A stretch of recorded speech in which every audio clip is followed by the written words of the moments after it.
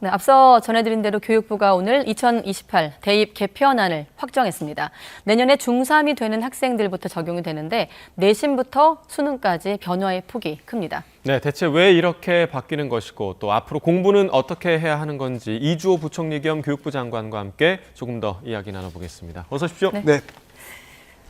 안녕하십니까. 마침 장관님께서 연말에 나오셨는데 올 한해 교육 이슈가 많았습니다. 네. 교육에서 좀 위기도 많이 있었고요. 예. 교육계가 모두 좀 힘든 시기를 넘겼지만 또 위기가 기회인 만큼 네. 우리 교육계에게 원년으로 이렇게 해서 많은 변화를 준비하고 있습니다. 네, 아무래도 여러 좀 질문이 있는데 오늘 발표한 개편안부터 좀 바로 여쭤보겠습니다. 네네. 큰 골자는 내신이 좀 5등급으로 단순화되고 심화 수학은 신설되지 않는다가 눈에 띄는데 직접 소개해 주시죠. 네. 먼저 이제 그 내신 5등급은 사실 그동안 이제 9등급제였잖아요. 네. 그게 9등급이라는 게 1등급은 어떻게 보면 상위 4%를 골라내는 거거든요. 아이들한테 너무 가혹하고 실제로 이제 그런 나라가 없습니다. 다 5등급이거든요, 사실은. 네. 그래서 이제 그동안 너무 이렇게 이제 변별력 중심으로 내신을 하다 보니까 아이들이 너무 힘들어지고 또 이제 요즘은 프로젝트나 이렇게 협력해서 뭐 가치를 만들어내는 그게 굉장히 중요한 학습이잖아요. 근데 네. 그런 것들에도 어긋나기 때문에 이제 모든 그 선진국들이 하고 있는 5등급 체계로 충분히 갈 수 있다. 지금 또 인구도 많이 줄어들었기 때문에 5등급을 해도 큰 문제가 없다고 판단했습니다. 예. 자, 이 내신 5등급 얘기를 더 해보자면 5등급이 되면 그러니까 각 등급마다의 범위가 넓어지는 거잖아요. 그렇죠. 그렇게 되면 네. 이제 그동안에 이제 내신 따기가 어려웠다라는 얘기를 들었던 자사고나 특목고에서는 네, 네. 내신을 따는 게 조금 더 수월해진단 말이죠. 네, 그렇게 네. 되면 또 자사고, 특목고 쏠림 현상이 나타나지 않을까 이런 우려도 있거든요. 네, 워낙 이 내신안이 이제 고교 학점제와 연결돼서 이제 그 제시가 됐고요. 네. 처음 제시된 지난 정부에서 제시된 내신안은 2, 3학년 때 이제 절대평가만 하는 거였어요. 예. 그래서 그런데 그게 너무 이제 그 절대평가만 하게 되면 학점 부풀리기나 부작용이 많아지기 때문에 상대평가를 변기하는 걸로 이번에 이제 정하고 다만 등급을 이제 5등급으로 했거든요. 예. 그래서 상대평가를 변기한다는 거는 내신에 좀 그런 이제 경쟁이 좀 강화되는 거고요. 아. 또 이제 5등급은 완화되는 거니까 어떤 면에서 내신에 좀 그런 경쟁적인 부분을 좀 그 균형을 잡았다 이렇게 좀 표현을 할 수 있겠습니다. 자, 그런데 항상 이게 상충하는 고민인데 네. 사실 이렇게 좀 제도가 단순화되면 당장 저부터도 1등급이 이렇게 많아지니까 좀 억울하네 이런 옛날에 학교 다닌 사람들은 네, 그런 네. 생각이 들지만 또 내 아이는 좀 잘했으면 좋겠고 네, 또 네. 변별력 확보하는 것도 관건 아니겠습니까? 자, 이렇게 내신 등급이 단순화되면 이 부담이 대학으로 옮겨가는 건 아닌가? 다른 또 어떤 시험 장치가 생기는 건 네, 아닌가 네. 이런 우려가 있거든요. 사실 이제 원래 좀 많이 이슈가 된 게 킬러 문항이었잖아요. 네. 킬러 문항도 제거하면 뭐 변별력이 떨어질 것이다 했는데 실제로 떨어지지 않았거든요. 그러니까 그 의도적으로 너무 어렵게 낸다거나 아니면 의도적으로 막 이렇게 내신도 9등급으로 한다거나 그렇게 하지 않고 그냥 선진국에서 하듯이 5등급으로 해도 충분히 변별이 된다. 그러니까 그 한 과목에서 물론 이제 1등급이 이제 10% 늘어나지만 네. 모든 한 고등학교 같으면 한 50개 과목을 듣잖아요. 50개 과목에서 모두 다 10% 안에 들기는 진짜 힘들거든요. 그러니까 그게 5등급으로 한다고 해서 변별력이 없어진다는 거는 저희가 좀 이해를 할 수가 없고요. 네. 그냥 선진화된다. 이제 좀 아이들이 너무 내신의 그 이제 그 압력에 부담이 수업이 좀 있죠. 힘들어지지 않아도 된다 하는 말씀을 드리겠습니다. 네. 그러니까 이 개편안이 학생들이 부담에서 좀 해방되는 그런 결과로 나타났으면 하는 그런 바람을 갖고 있고요. 네네. 또 한 가지 보면 그 이번 개편안에서 사회과학 융합 선택 9개 과목, 이 네네. 과목들이 절대평가로 바뀌었습니다. 네네네. 이 이유가 좀 뭘까요? 그 절대평가가 워낙 이제 바람직하죠. 그런데 예. 이제 우리가 아직까지 절대평가를 안 하고 계속 상대평가만 해왔거든요. 예. 네. 그 가장 큰 이유가 이제 소위 학점 부풀리기를 하는 거에 대한 신뢰가 없는 거죠. 교사분들이 그냥 자기 학생들 다 A 주면 어떡할까? 예. 그렇게 하는 거에 대해서 이제 신뢰가 없는 거죠. 그러니까 이제 그 부분에 대해서 다들 이제 절대평가가 바람직하지만 그래서 우리가 이제 상대평가를 변기하자는 것이고요. 네. 그렇지만 지금 이 9개 과목의 융합 과목은 예를 들어서 그 지리를 여행을 다니면서 하는 여행 지리 이런 과목을 할 수가 있거든요. 이제 고교 학점제가 되면. 네.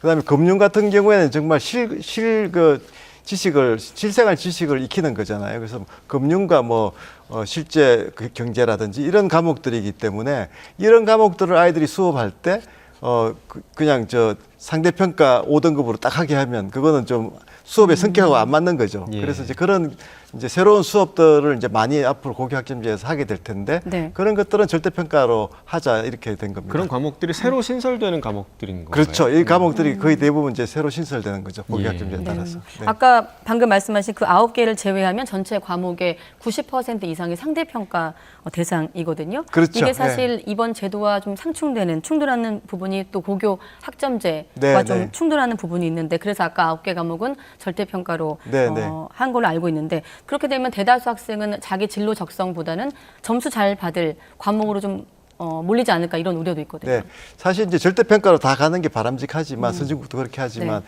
결국 이제 그 교사들이 절대평가를 얼마나 이제 신뢰성 있게 하느냐에 대해서는 계속 교사들의 그 평가 역량이 키워져야 되거든요. 네. 그래서 이제 계속 그 부분에 대해서 뭐 교사 연수도 강화할 것이고 계속 준비를 해 나갈 겁니다. 그래서 네. 이제 그렇게 잘 준비가 되면 절대평가가 늘어나겠지만 처음 2025년 이제 우리가 실시할 때는 일단은 9개 과목부터 시작을 한번 해보자는 거고요. 이렇게 해서 잘 진행이 되면 더 늘려갈 수도 있다 이렇게 생각을 합니다. 그렇게 해서 이제 우리 이제 고교 학점제가 사실 굉장히 큰 변화이기 때문에 이런 변화에 평가 제도도 좀 이렇게 따라서 좀 이제 발전할 수 있도록 그렇게 한 취지가 있습니다. 예. 자, 이제 수능 얘기도 좀 해보겠습니다. 네네. 이제 2028학년도부터 선택 과목이 없어집니다. 그러니까 네네. 그 뜻은 문과도 과탐을 공부해야 하고 또 이과도 사탐을 네. 공부해야 한다. 이런 뜻으로 해석이 되는데 사실 이런 개편안에 여러 가지 목적이 있겠지만 네네. 중요한 목적 중 하나가 사교육비 절감도 있을 거 아니에요. 네, 그렇습니다. 사교육비 줄이는 거에 오히려 좀 져야되지 않을까 이런 생각도 좀 드는데요. 사실 이제 사탐 과탐이라고 하잖아요. 그게 이제 과탐 같으면 뭐 물리나 화학이나 뭐 생물이나 지리 이렇게 이제 과목들을 선택을 하게 되면 예. 그 과목 간에 이제 이제 공정성 시비가 또 있습니다. 네, 어떤 과목에는 불리할 수도 있고 유리할 수도 있고 그게 항상 이제 이슈가 되거든요. 그래서 그거보다는 또 최근에는 이제 융합 추세입니다. 그러니까 네. 이제 물리에 대한 지식, 생물에 대한 지식 이런 것들이 다 융합돼서 이제 이해가 돼야 되기 때문에 그런 융합적인 역량을 키우려면 이제 통합과학으로 이제 가는 거죠. 예.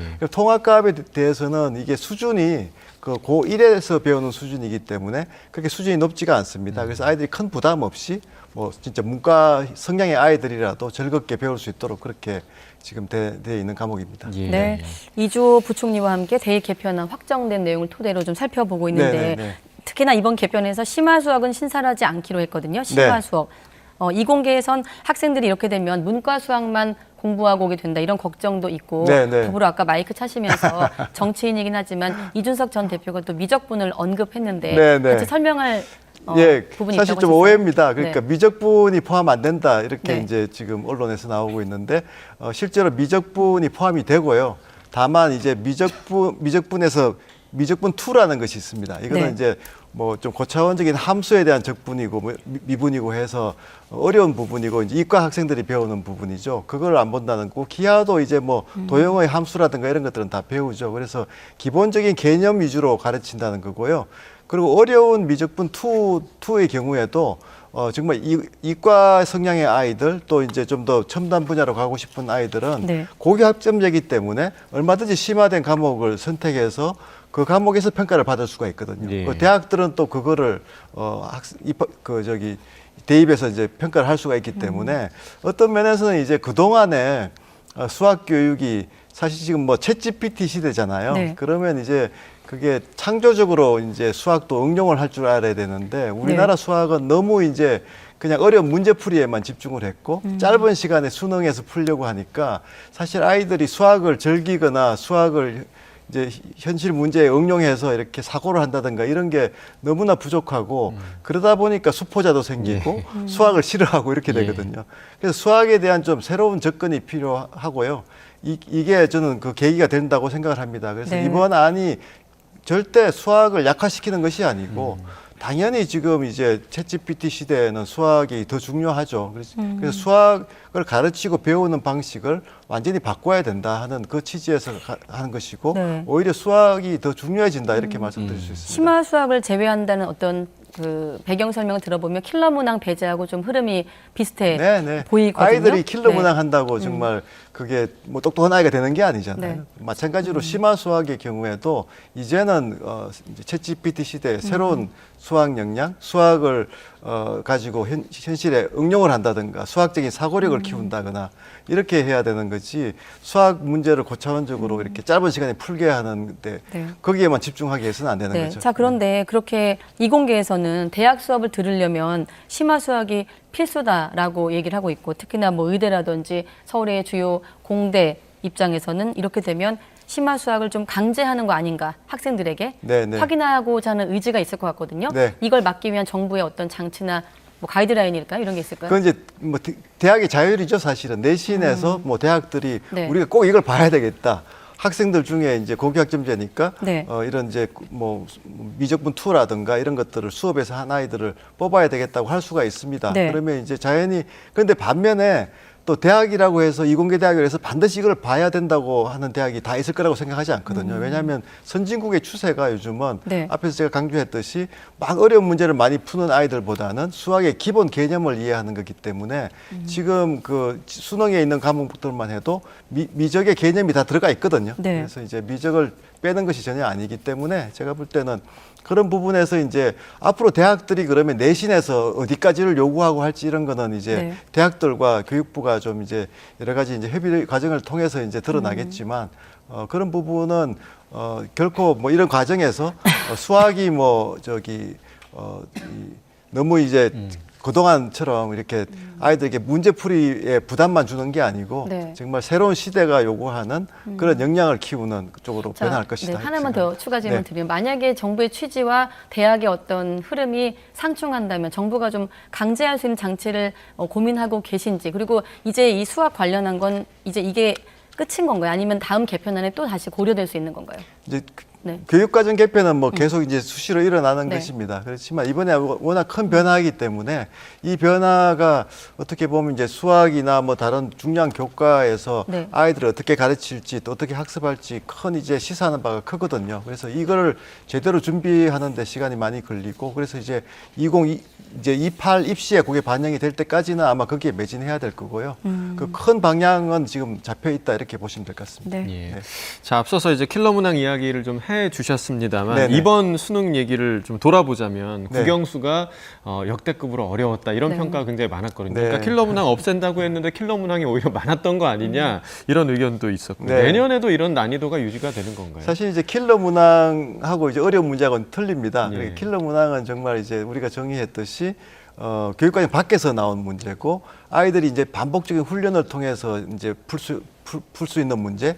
그러니까 지금 학원에 가지 않으면 정말 풀기 힘든 우리가 이제 킬러 문항 사례들을 다 보여드렸잖아요. 예. 그러니까 정말 뭐 대학 교수들도 못 풀게 베베 꼬거나 뭐 지문이 정말 너무 어려운 지문들을 가지고 해석을 하게 하거나 이런 네. 것들이라서 그런 것들이 이번에 다 없어졌거든요. 그래서 이제 그렇지만 이제 사고력 중심으로 문제를 내더라도 상당히 어려울 수가 있습니다. 예. 그래서 사실 이번에 이제 그게 증명이 된 건데 우리가 아이들을 사고력 중심으로 또 학원에 안 가게 하고 교육과정이 충실하더라도 충분히 변별력이 확보된다 이렇게 말씀드릴 수 있겠습니다. 예. 네. 네. 자, 오늘 나오셨기 때문에 아까 서두에도 말씀하셨습니다만 교권 관련해서 질문을 드리고 마무리 하겠습니다. 저희가 이 관련 대담을 진행해 보면 여러 단체를 좀 모시고 입장을 네, 네. 들어보면 결국 바뀐 게 없다, 그러니까 체감한 게 없다. 정부에서 나름대로 정책도 내놓고 이런 여러 가지 고민이 있었지만 현장에서는 아직은 좀 디테일이 부족하다 이런 반응이 많았거든요. 네. 내년에 좀 교권 보호 관련해서 체감할 수 있는 내용이 어떤 게 달라지는지 네. 또 하나 추가적으로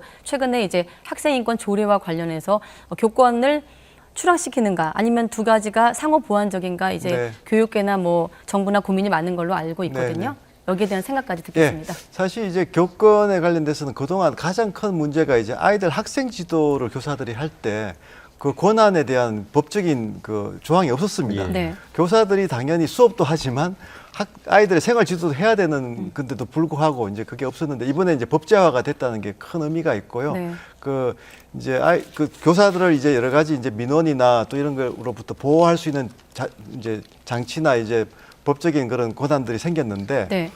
지적하셨듯이 이제 그게 사실 학교 현장에서 잘 지켜지고 그게 이제 그게 존중이 되려면 학교 문화가 바뀌어야 되는 거거든요. 그 학부모님들의 마인드도 바뀌어야 되는 거고 이제 그런 부분에서 좀 변화가 있다는 지금 지적들도 많이 있지만 네. 여전히 좀 모자란다는 부분들이 있고요. 그래서 그런 것들은 이제 지속적으로 해 나가야 되는데 우리 교육부에서도 이제 그런 차원에서 그동안 우리가 교사들과 이렇게 소통을 하는 부분이 너무 약했다는 걸 많이 반성하고 있습니다. 예. 서희초 사태나 이런 것들을 겪으면서 우리가 교사분들의 그런 고충이나 교사분들의 그런 마음을 너무 우리가 그 소통이 안 됐다는 것을 좀 많이 반성을 했고요. 그래서 네. 제가 매주 교사분들하고 만나고 있습니다. 근데 굉장히 그 과정을 통해 가지고 정말 학교 현장을 훨씬 더 잘 이해하게 되고 네. 뭐 지적하신 것처럼 교육부가 정책을 했지만 그게 현장에 뿌리 내리는 데는 많은 다른 디테일들이 필요하거든요. 그런 디테일들을 바꾸려면 정말 소통 기반의 정책으로 가야 된다는 것을 뼈저리게 느끼고 있고 그 중심으로 가고 있습니다.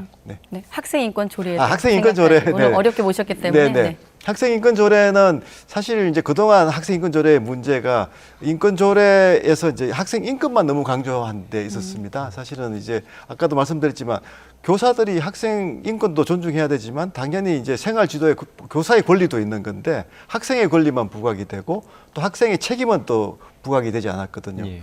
그리고 이제 학부모의 경우에도 지나친 민원이라든가 이런 것들이 있었기 때문에 학부모의 또 권리와 또 책임도 있는 겁니다. 그래서 학생, 학부모, 교사 3주체의 권한과 책무가 좀 이렇게 균형되게 이제 그 규정이 있어야 되겠다 해서 그 학생 인권 조례라기보다는 그 학교 공동체의 이제 규범 같은 것들을 만드는 작업을 했고요. 네. 저희들이 이제 그 예시안을 이제 제시를 했습니다. 그래서 그 각 시도 교육청들이 좀 그런 쪽으로 해서 좀 균형되게 학생 인권 조례를 수정하거나 또 개정하는 것을 권유하고 있습니다. 예. 네, 알겠습니다. 이조 부총리 겸 교육부 장관과 함께 했습니다. 장관님 고맙습니다. 네, 감사합니다.